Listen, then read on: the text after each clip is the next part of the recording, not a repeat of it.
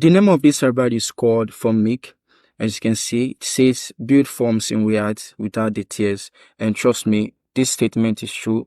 This library helps you to build forms in React without the tiers. So you can see you can use it for in React and then in React Native. I don't know if it works in Angular and other JavaScript framework, but I'm sure it also works in Next.js.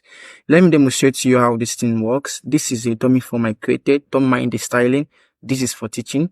So whenever I try to submit this, I'll get error message that says name is required, surname is required, number is required, and password is required. We are able to achieve this by using Formik and Yup, right? Yup is another library that you will combine with Formik for validation, and then use Formik for the management of your form values. All right. So now, as you can see, once I start typing on this, I am getting the number of the input value I am giving in this input field. Like now, I am giving up to 6 right now. So let me add above 10. That is really okay. I also set a condition that will make sure that users only give 10 characters, that they should not give more than 10 characters. Once they give more than 10 characters, we show them this error. So let me delete this so that the error will be gone. As you can see, we don't have the error again. Same thing as here as well. Here too. All right. So this is how you have to make sure that users actually give the correct number of input fields. Okay. I mean input values. All right. Here, we also have the same thing, but we then added extra stuff to it. We want users to actually give us at least a special character, not just number or letters here. They should give us special characters like @ or any other stuff. So let me add a special character. So I added @ and then the error is gone. Let me show you how this thing works. As you can see, we are not making use of any use state. We are using the initial values from Formik. We are destructuring it from use Formik. As you can see, we are now adding our input fields. We are looking for name, surname, number, and then the password.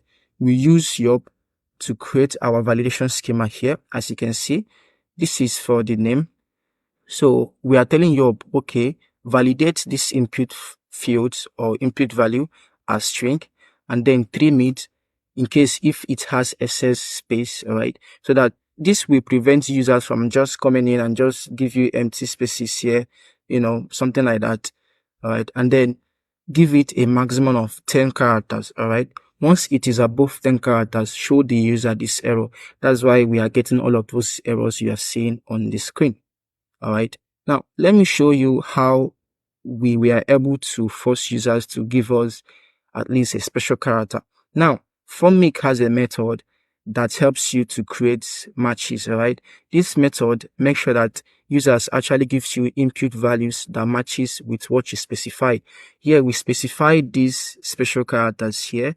Once the users are able to give us this any of these things here, they can actually submit the form. Here is where we create we can make our post request here by having access to the values we just created up here. All right, so this is what we will be sending to the back end: this name, surname, number, and then the password. All right, after that, let me show you how to use this get field props. This stuff is very, very amazing.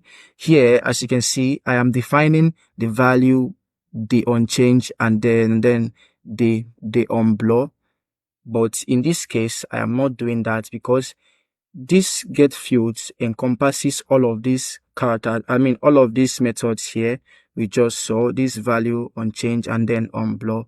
And then here we can actually display the error accordingly. As you can see, we are assessing those errors and then we are choosing the name of the value.